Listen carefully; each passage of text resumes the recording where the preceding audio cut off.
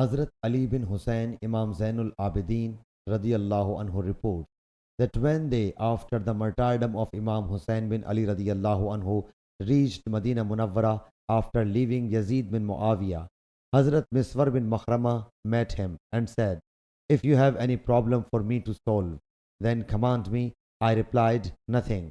Then he said, "Would you grant me the sword of Allah's Apostle sallallahu alaihi wasallam, as I fear lest the people should snatch it from you?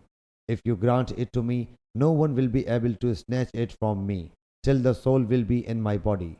Undoubtedly, when Hazrat Ali bin Abi Talib proposed to the daughter of Abu Jahl in the presence of Hazrat Fatima, and I heard Allah's Apostle sallallahu alaihi wasallam delivering a sermon on the pulpit, and I was then mature, he sallallahu alaihi wasallam said, "Fatima radiallahu anha is from me, and I fear she may be subjected to trials regarding her religion." Then he sallallahu alaihi wasallam mentioned his son-in-law Abu As bin Rabi, who was from the tribe of Banu Abd Shams.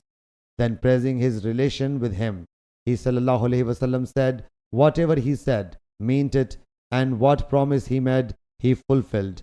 Though I don't make lawful unlawful and unlawful lawful.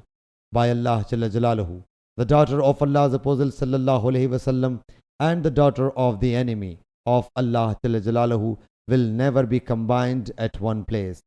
Sahih Bukhari, Hadith number 3110.